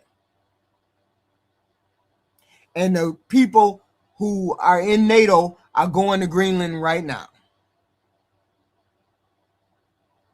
The Danes, the whoever, all those people are going to Greenland right now because they're not trying to hear Donald Trump. Okay? They're not trying to hear Donald Trump. Okay? But this is some scary stuff, and this is where we are at. We have some serious news. We have some serious news this afternoon. In a new interview with Reuters, Donald Trump has been in his clearest form yet, saying that we should not have a midterm election. He was asked point blank about his prospects heading into the 2026 midterms, was upset and expressed frustration that Republicans may not do well and that the party of the president typically does not perform well in midterm elections. He said, quote, "It's some deep psychological thing. But when you win the presidency, you don't win the midterms. When you think of it, we shouldn't even have an election." This comes just 1 week after he went on stage in front of House Republicans and joked about abolishing the 2026 midterm elections. Well, that joke on stage has now turned into a serious comment he boasted about in an interview with Reuters. We will see if this takes in another form. It's also unclear how he would even do something like that. But this is what the president is now openly talking about right now. And people need to know about it. So spread the word. And as always, follow along for all the news you need to know about. We have some serious news this afternoon in a new interview with Reuters. My name is Shakira. Hold on, look at these twins. But it is what it is. So we got to deal with what this president has put out. We got to deal with what he said. But let me turn it back to the hearing, protecting women. And I just couldn't understand what was going on, why they got a hearing on that. But now they're trying to move and try to ban abortion pills. So how do we get here? To the point where abortion pills can be ordered online, mailed, taken with no medical supervision, and we have no safeguards against coercion. It started when the Obama administration's FDA, pursuing an agenda, removed requirements to report non-fatal adverse events, effectively no longer monitoring the drug safety. Now, who could be opposed to making sure that adverse events are reported to the FDA? We make so much out of somebody getting a vaccine and having a sore arm that lasts for a day where they got the shot, but we're not reporting when someone has sepsis. Then the Biden administration removed the in-person dispensing requirement, which protected women having abortions from serious medical complications. It's only through a proper medical exam that a doctor can determine the baby's gestational age, ensure the woman does not have an ectopic pregnancy, and be sure the abortion will not jeopardize future. The first rule is do know a lot of potential to do a lot of harm. The in-person requirement, I feel passionate about. Again, prescribing a drug with potential complications with no in-person requirement. It means that a medical professional who's trained to spot abuse, to protect a woman from being coerced, can actually interview the patient and find out if she really willingly wishes to take this. And now, under the current situation, and we'll hear these stories today, you can order the pill and coerce the pregnant woman into taking them. It's straight to their mailbox, no questions asked, and then that is wrong. We should all be concerned about that, whether you're pro-life or pro-choice. Think of the women, the girls in abusive relationships being trafficked, whose voices being sidelined, bathroom. I'm a gastroenterologist, sometimes I go there in my thoughts. And as I looked at the sign on the door of the bathroom, it said, if you're being trafficked, tell the flight attendant or call this number. Now, tip of the hat to Southwest, and maybe the other airlines, I've just never noticed the sign before. They know that someone may be traveling to some place like a Super Bowl to get trafficked. And yet we make these appropriate efforts to protect the young person in this situation. But we don't require the inpatient interview in which a physician can ask the young person, wait a second, do you really want this or not? And if you don't, tell me about it. Wait, you're being trafficked? We're calling the police. Why do we have it on the inside of a bathroom on an airplane, but not as a requirement for something which is mailed? As chairman of the Help Committee, I urge Secretary Kennedy and Commissioner McCarry to complete the safety review of mifepristone that they both promised us during their confirmation hearings. Republican members of this committee and many other senators expect an answer. At an absolute minimum, the previous in-person safeguards should be restored, and it should be done immediately. By the way, it's not just Republicans who say this. A recent poll that 71% of Americans, including 67% of those who identify as pro-choice, support requiring a visit for the chemical abortion drug to be prescribed. Louisiana Attorney General Liz Murrill will share some real-life stories of women and girls coerced or drugged with the abortion pill. She's holding those violating our state's strong pro-life laws accountable and working to protect these women. Dr. Monique Wubenhorst will provide medical expertise and further insight into the dangers that abortion pills pose to these women. And she'll dispel the false narrative that treatment for miscarriage, stillbirth, and ectopic pregnancy is the same as an abortion. It's an honor to convene the Help Committee for our first hearing of the year to discuss such an important topic. Women, families, and unborn children deserve nothing less. And with that, I recognize Ranking Member Sanders. Thank you, Mr. Chairman. In a few minutes, I'm going to hand the mic over to Senator Patty Murray, who has been a national leader on this subject. But first, let me be as clear as I can be. This hearing is not about the safety and effectiveness of mifepristone. It is not about protecting the health and well-being of women. The overwhelming evidence from the scientific and medical community is clear and it is unambiguous. Mifepristone is safe, it is effective, and not only has it been proven to safely end the pregnancy, it has been used by women throughout this country and the world to effectively manage a miscarriage. That's not what Bernie Sanders' position is. That's what hundreds of clinical trials and studies in prominent medical journals have found for nearly 3 decades. That's what the American College of Obstetricians and Gynecologists, the largest organizations of OBGYNs in America, has found. That's not my view. It's not Patty Murray's view. That's their view. That's what the American Medical Association, representing over 270,000 doctors, have found. That's what the FDA has found for more than a quarter of a century after it approved mifepristone in the year 2000. Let's be clear about what this hearing is about. It's not the safety of a drug. It is about the ongoing effort of my friends in the Republican Party to deny the women of this country the basic right to control their own bodies. That is what this hearing is about. 4 years ago, 6 Supreme Court justices, all nominated by Republican presidents, decided to overturn Roe v. Wade, abolish the constitutional right for women to have an abortion, and give politicians in state governments all over this country the right to control a woman's body. Since this disastrous Supreme Court decision, 13 states have enacted a total abortion ban, and 28 states have restricted access to mifepristone. That is what this hearing is about. It's whether in the year 2026 we're going to fight to make sure that women have a right to control their bodies, or whether politicians take away those rights. Senator Murray? Well, thank you very much, Chairman or Ranking Member Sanders, for letting me speak on an issue I care deeply about. The fact of the matter is, medication abortion is safe and effective, and we have known that for a very long time. FDA had the data to show this when they first approved mifepristone 25 years ago, and its safety was reaffirmed when FDA approved a generic version of this last fall. We have a tremendous amount of data showing how safe this medication is.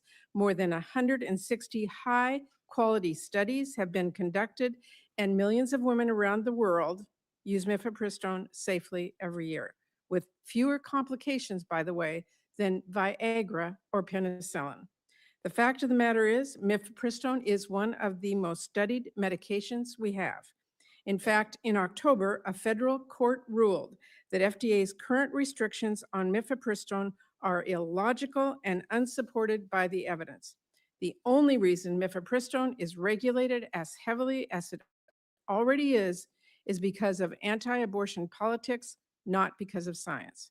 And now Republicans are holding this hearing to peddle debunked junk studies by anti-abortion organizations which have no credibility and have been forcefully condemned by actual medical organizations to justify reinstating more burdensome requirements and ultimately ripping medication abortion off the shelves entirely. We all know this hearing is not about the actual science or the facts, and it's certainly not about what is best for women's health.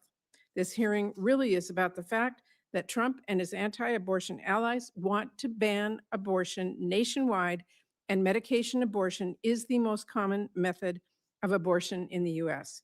Republicans are furious that despite their extreme abortion bans, some women are still finding ways to get the care that they need, and they want to put a stop to it, whatever it takes. Of course, the overwhelming majority of people in this country do not want medication abortion ripped away, and they do not want Republicans legislating their pregnancies. And I think most people are going to see right through the utter BS that is being staged here today. I also have to say I'm stunned that Republicans found time to hold this sham hearing when they have yet to have held any sort of hearing holding RFK Jr. to account for undermining access to safe and effective vaccines and letting deadly diseases like measles and whooping cough rip through our communities. Wasn't he supposed to be here quarterly? Wasn't he supposed to lead the vaccine schedule alone? And isn't this committee supposed to be conducting oversight? It seems that we will have a hearing on literally anything but that. I want to, Mr. Chair, ask unanimous consent to enter into the record 8 statements from leading organizations on the safety of mifepristone and a letter sent by every single Senate Democrat last fall pressing FDA for answers on this new so-called safety review of mifepristone. We have not yet received an answer to that letter. Without objection. It's my pleasure now to introduce Louisiana Attorney General Liz Muriel. Attorney General Muriel has a distinguished career in public service and has been at the forefront of defending Louisiana's strong pro-life laws and protecting women and unborn children. She'll be testifying today about how the removal of the in-person dispensing requirement for mifepristone has led to horrific instances of coercion and health risk for women, and will walk us through the actions she is taking to hold those seeking to circumvent Louisiana's laws accountable. Attorney General Muriel, Louisiana is lucky to have you as our top law enforcement officer. I look forward to hearing your testimony, but before you begin, I'd like to ask unanimous consent to enter into the record a letter from 17 state attorney generals in support of Attorney General Muriel's testimony and advocating against the use of shield laws in connection with the chemical abortion drugs. Without objection, it's approved. Senator, Ms. Muriel. Thank you, Mr. Chairman and members of the committee. The United States Supreme Court returned the issue of abortion to the people's elected representatives in Dobbs v. Jackson Women's Health Organization. That landmark decision empowered Louisiana and every other state to decide how to address the issue of abortion. Louisiana made its overwhelmingly bipartisan decision and reaffirmed its long-standing policy to the right to life of every child, born and unborn. Louisiana's protections include a prohibition on abortion, quote, by means of an abortion-inducing drug, and it likewise prohibits aiding and abetting and facilitating in the procurement, distribution, or use of such drugs. That should have been the end of it. But the Biden administration and its pro-abortion partners had long been planning to circumvent Dobbs. After Dobbs, the Biden FDA promptly announced that it would remove the in-person dispensing requirement for abortion pills, thereby authorizing mifepristone to be shipped nationwide by mail. This was not a medically informed decision, but a purely political one. It was not even a legal one because federal law prohibits distribution by mail. President Biden recommitted to, quote, doing everything in his power to protect access to abortion. To that end, he issued multiple executive orders and, ignoring federal law, directed HHS Secretary Xavier Becerra to identify, quote, ways to ensure that mifepristone is as widely accessible as possible, including when prescribed through telehealth and sent by mail. This culminated in the FDA revising the risk evaluation and mitigation strategy, REMS protocols, in 2023 for mifepristone, removing data-driven restrictions that previously required in-person dispensing, which for health and safety reasons mandated mifepristone, this is a quote, be dispensed only in certain healthcare settings, specifically clinics, medical offices, and hospitals. Its elimination facilitated widespread dispensing of mifepristone through the mail. This is medically dangerous, unethical, and illegal in Louisiana and many states, as well as federal law. The Biden REMS revision worked as planned. Aid Access, perhaps most well-known among the illegal abortion pill distribution facilitators, unabashedly credits removal of the in-person dispensing for its ability to mail FDA-approved abortion drugs, quote, to people in all 50 states, even those that have banned it, unquote. To be clear, removing these protections under REMS did not and could not legalize distribution of these pills by mail. So the Biden administration's objectives, as directly stated by the president, were to facilitate illegal drug distribution. Indeed, abortions have tragically increased in Louisiana and other pro-life states since Dobbs because of the Biden administration's actions. Data from pro-abortion advocacy groups indicate 900 illegal abortions occurred per month in Louisiana in 2025. That trend coincides with national reported data. Behind these statistics is a woman or girl injured by this dangerous, illegal, and medically unsupervised distribution and use of abortion pills.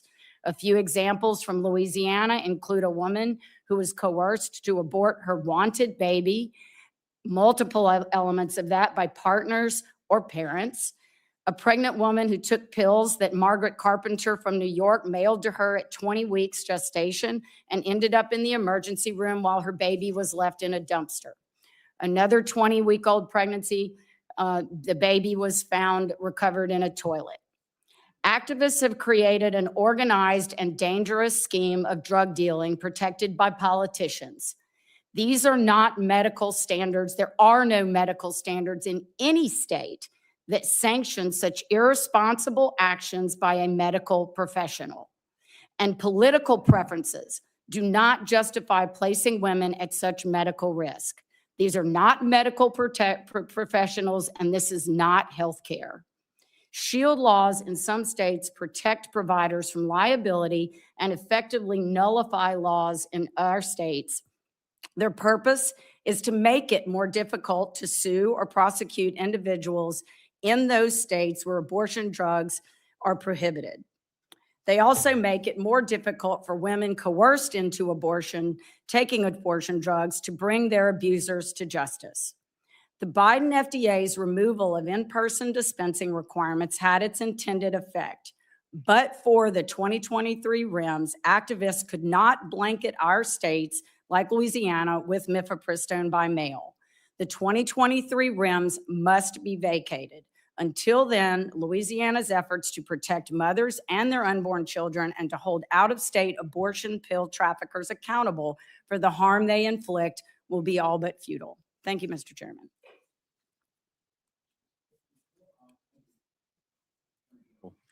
Before introducing Dr. Wubenhorst, who will get the award for the most interesting name this entire year, I ask unanimous consent to enter into the record letters from the Louisiana Family Forum and Louisiana Right to Life. Both letters further underscore Attorney General Murrell's testimony about the harms that unfettered access to mail-order chemical abortion drugs cause women in our state. And I now turn to Senator Banks to introduce Dr. Wubenhorst. Thank you, Mr. Chairman. It's my pleasure to introduce Dr. Monique Wubenhorst, a practicing board-certified OBGYN with more than 30 years of experience in patient care, teaching, research, health policy, and global health. Dr. Wubenhorst is a senior fellow with the De Nicola Center for Ethics and Culture at Notre Dame and an adjunct professor at the Indiana University School of Medicine. She also cares for patients at 2 Indiana hospitals. In her medical practice, Dr. Wubenhorst is focused on providing OBGYN care to impoverished women at home and abroad. She has also authored over 20 peer-reviewed articles and has served on review boards for peer-reviewed medical journals. Dr. Wubenhorst, thank you for being here today, and I look forward to hearing your testimony on the dangers that chemical abortion pills pose to women, especially. It's great to have a Hoosier here who is such a staunch defender for the unborn and for women. Thank you, Mr. Chairman, for holding this hearing. I think it's really important. I'm glad that you called this hearing. I appreciate your leadership. With that, I yield back. Thank you, Senator Banks, and we're excited about Indiana football. Go Hoosiers. So abortion is a subject of intense interest. And good morning, good morning, Chairman Cassidy, Ranking Member Sanders. Doctor, can you pull the microphone a little bit closer to your mouth? How's that? Wonderful. Ranking Member Sanders and members of the committee, thank you for the opportunity to be here. It is an honor. Abortion is a subject of intense interest, debate, and legislative action, and so we need to give grave consideration to its risks and purported benefits. Mifepristone misoprostol is now the predominant method of abortion, accounting for almost 60% of abortions in 2022. And we now have data to document and examine negative outcomes associated with the use of chemical abortion. We all know that the regimen includes both mifepristone and misoprostol, and this is associated with significant short and long-term physical and mental health harms to women. These are documented by international studies as well as studies in the United States, including studies in the Scandinavian countries, which are not pro-life countries. Yeah, that's sure. Yeah, I ain't never heard of no side effects either. But hey, you learn something new every day. The different risks that are associated are bleeding, infection, hemorrhage, need for transfusion, and perforation. Now, while perforation is not a risk with chemical abortion alone, an estimated 6% or 1 in 17 women will require surgical intervention, and these women are exposed to both the risks of chemical and surgical abortion. In the UK, an estimated 10,000 women per year were treated in emergency rooms in 2022 and 23 for complications arising from an abortion. Another risk is undiagnosed ectopic pregnancy. There have recently been documented deaths from chemical abortion. See, here's the thing. Everybody falls on a different line of the abortion debate. I am, of course, I'm pro-choice. I let people make their own choice. You make your choice. The whole point is to have the opportunity to make the choice. You or no lawmaker should be able to make the choice for me. If I decide that I want to do that, I should have the legal and safe mean in order to do it.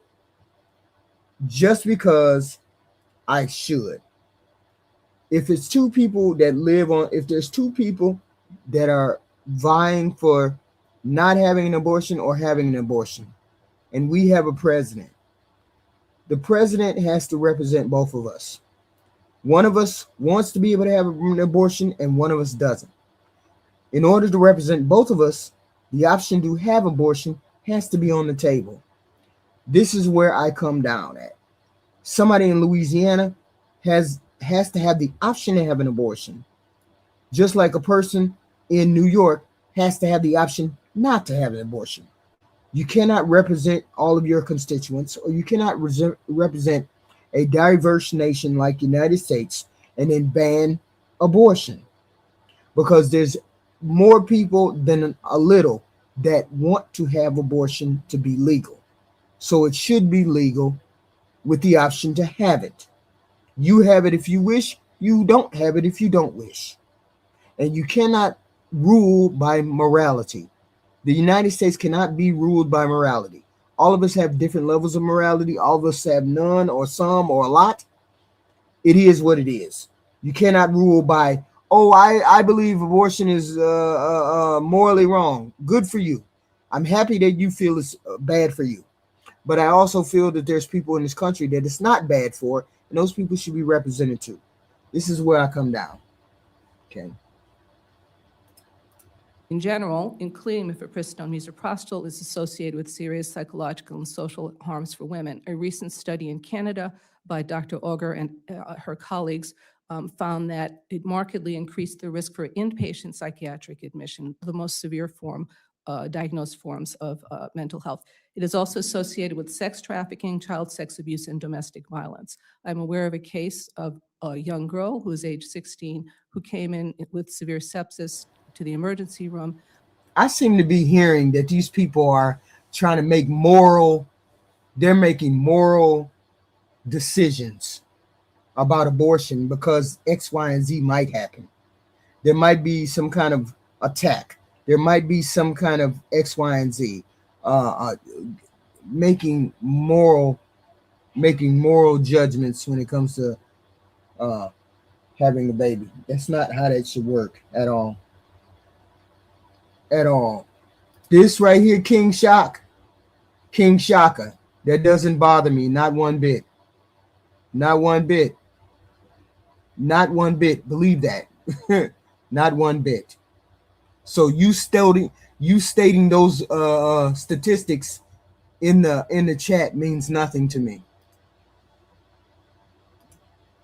When queried about what was the cause of her missed abortion, it turned out that she had been given. You sound wild as hell, Stephen. You sound wild and unhinged yourself. That's wild. y'all so triggered. You sound crazy as hell. You sound triggered as hell.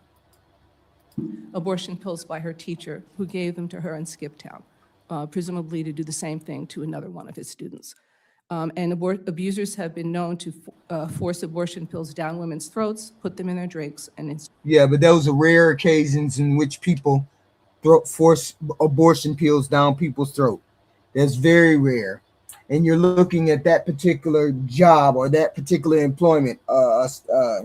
Obviously, they would have abortion pills in that particular scenario. But normal, everyday women are not getting abortion pills forced down their throat. I don't even know why y'all would even bring that up. Okay. Yep, as many abortions as they want, sir.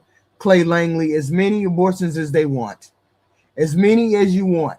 Seeing as how it's your body. As long as it's your body, I don't make a judgment as to what and how you do it. It's your body. insert them into their bodies. Mifepristone and misoprostol mifepristone is not safer than Tylenol and should not be made available over the counter. Tylenol is an over-the-counter medication. It does not have a black box warning. Most problems with Tylenol are associated with accidental or deliberate overdose. Mifepristone side effects are associated with routine prescribed use. Elective abortion is intentional feticide. It is not the same as care for an ectopic pregnancy, which is treatment to save a mother's life. It is not the same as care for an in utero demise where the fetus is already demised, and it is not the same as care for miscarriage. Abortion in African American women is a pervasive problem. There's a remarkable racial disparity in abortion rates between African American and European women in many states. In particular, in some states, approximately the rates are 3 to 5 times of abortion in Black women compared with white women. The practice of standard telemedicine is highly regulated, and therefore the prescribing of abortifacient drugs virtually should not be legitimized by calling it telemedicine. This is more properly called remote abortion. In these cases, a woman cannot have her pregnancy accurately dated. The woman cannot be assessed medically. Oh, sorry. I would like to conclude by stating that our concern is for the I wonder if it's who are these men that are in the chat talking about women having abortions. You have no control over whether a woman has an abortion or not. So therefore, you shouldn't have any conversation on women having abortions. If women talk or women speak about abortions, fine. But I don't listen to men because you have no say in abortion unless you're married to the woman, because you donate your sperm. You donate your sperm. When you have sex with a woman, you donate your sperm to the woman. And then the woman has control over your sperm. So I don't listen to men when it comes to an abortion tag. Absolutely not. woman, and access to any medical intervention should never come at the expense of safety. Authorities should continue to help decrease chemical abortion's harms to women, including through strengthening the realms and enforcement. No, this is one thing I am definitely not. This is definitely one thing I am never not ever at. Enforcement of existing regulations such as the Comstock Act. Thank you very much. Thank you, Dr. Rubenhorst, and Senator Sanders will now introduce his witness. Thank you. I'd like to introduce Dr. Nisha Verma, who is an obstetrician and gynecologist and a fellow with Physicians for Reproductive Health.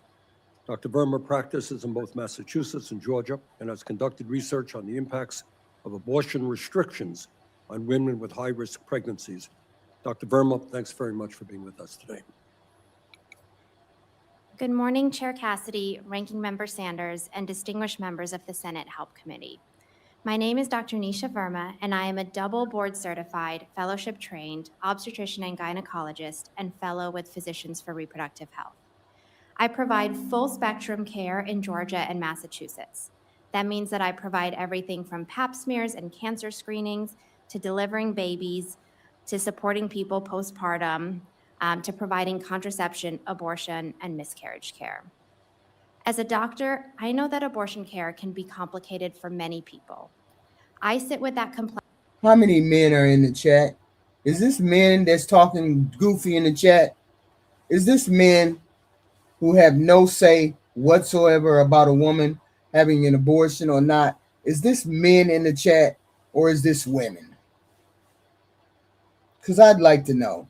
Because you're just speaking to the wind when you talk about abortion because you have no say over it. Complexity every day, as do so many of my patients and their families. Holding space for complexity is important. I don't care about a man having a baby, Brian Cantrell. I don't care about that. Only you goofy MAGA people care about trans men. Only goofy MAGA people care about trans men. Nobody cares about that when a white lady gets shot in the face in Minnesota. Nobody cares about trans.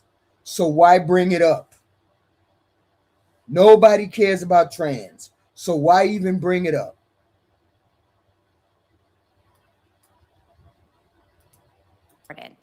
But discomfort with abortion can't be used as an excuse to distort facts. So let's talk about. Okay, this is the okay. Only in practical terms, of course. But I can just go and do whatever I want. So you really don't have a choice. If I don't tell you, you really don't have a choice. So About the facts. The fact is, the science on mifepristone's safety and effectiveness is long-standing and settled.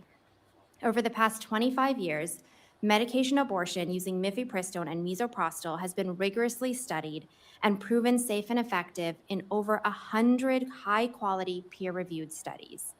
Extensive data show that medication abortion through telehealth is equally safe and effective and provides vital access for those who live in rural areas and in the growing number of maternity care deserts in the country. Medication abortion is now the most common method of abortion care in the United States, used by more than 7.5 million people since its FDA approval in 2000. The small number of studies that contradict this track record of safety are deeply flawed. In fact, 2 of the less than 10 have been retracted. When we look to the full body of high-quality evidence, it is clear that the safety and effectiveness of mifepristone and misoprostol is not a matter of opinion or debate. It is the clear consensus of the evidence-based medical community, both here in the United States and globally. Leading professional organizations, including the American College of OBGYNs and American Medical Association, affirm this fact, as does the National Academies of Sciences, Engineering, and Medicine. Globally, the World Health Organization classifies mifepristone and misoprostol as essential medications, among the safest and most effective treatments that should always be available. In my practice, I regularly prescribe mifepristone and misoprostol because I know they are safe and allow my patients to access the highest quality care. When I prescribe these medications, I counsel my patients, ensure they understand their options, review potential side effects and risks, just as I would with any treatment, and support them in making the decisions that are right for them. Miscarriages occur in 10 to 26% of all pregnancies, and I often care for women and families experiencing the loss of a highly desired pregnancy who wish to treat their miscarriage with medication. For these patients, mifepristone, along with misoprostol, speeds up the process, reduces pain, and decreases the need for additional treatments. Knowing that mifepristone and misoprostol are safe and effective for miscarriage management, I took these medications myself a few months ago after my husband and I experienced a devastating pregnancy loss. Luckily, in Massachusetts, we were able to obtain these medications from our local pharmacy and complete this very emotionally difficult process safely, privately, and at home.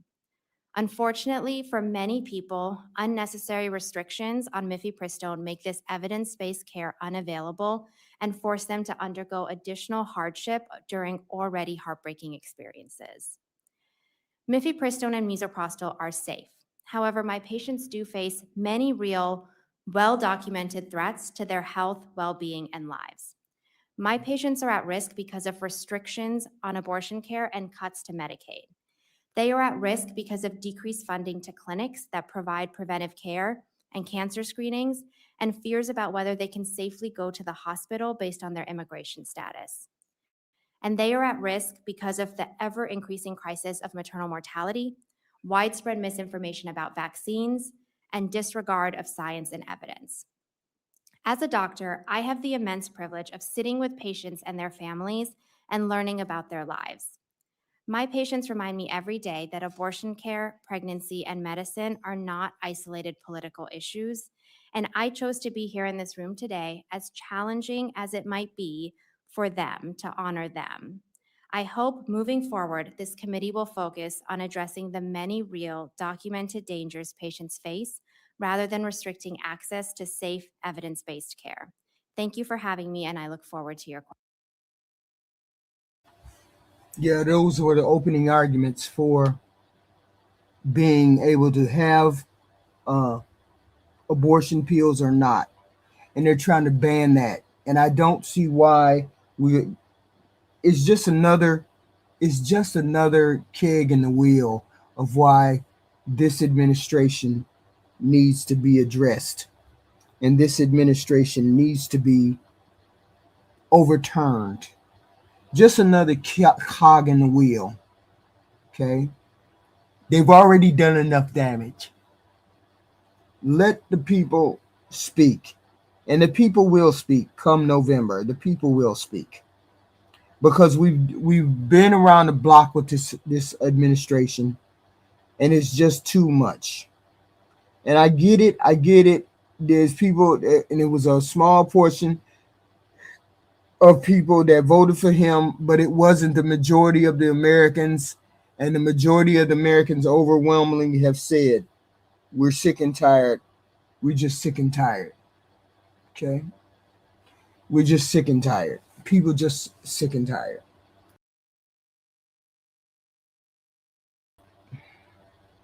There's nothing that we can do to change the inevitable rolling of the down the hill that is going on with this presidency. The president called for an insurrection against the people. The president called for an insurrection against the people after they shot a white lady in the face. After they shot a white lady in the face. Now they want us to listen to the scenario that they want to put forward, even though that scenario is a lie. The scenario and the story is a lie, and the person should go to jail, or the person should be tried. Okay? And this is all people are saying. We want this person held accountable. Don't lie about what this person did. We want this person to be held accountable. But this is the America that we're in. Everybody's down the rabbit hole. Everybody has a problem. I get it. But who knows what else is coming down the pike with whatever this president is going to do. If this president decides to invade Greenland, we are in trouble. We are in even more trouble. If this president decides that he is going to go into another country, we are in trouble. And I feel for people who did not understand what they were voting for. Okay? What they were voting for. But they got their opportunity. They got the opportunity to implement the things that they wanted to implement. And most people can't stand what they've been implementing. So we can't vote our way out of this. Hopefully it's an impeachment, but we can't say that. We can't say that. So now they're having hearings on everything. They're having hearings on everything now. That includes trying to ban the abortion pills. Yes, people voted for the illegal aliens to get out, but they didn't vote for people getting shot in the face. They didn't vote for ICE to be roaming the neighborhoods. They didn't vote for ICE to be throwing people on the ground, hitting people, kicking people, sending people to CCOT. We didn't vote for that. That's the thing. You didn't vote for that. And that's what y'all don't get. There's a hell of a difference between what you voted for and what we got. Okay. And now we got way too much going on. Way too much going on. Okay. Yeah, I know you did. You say you did, but you thought he was going to do it to black people. You thought you was going to do it to black people. You thought the black people were going to get, the brown people were going to get screwed over. I got you. I got you, Flowers. You thought the brown people were going to get screwed over. The brown and the black people. Unfortunately, it's the white folks that are going to pay the price for this Donald Trump being the president. Ask for what you wish for. The monkey's finger is going to curl, and it's been curling. All the consequences, all the results have been bad for white folks. All of the consequences that Donald Trump has laid to your feet have been bad for the white people. No, I don't recall anything racist that I said. But please hit the like, share, and subscribe. We have content like this every day. We'll probably be back later on. There might be something else that might be happening. Who knows? We always have something new. We always have something else going on. Please like, share, and subscribe. We definitely will be back. We just wanted to get the early news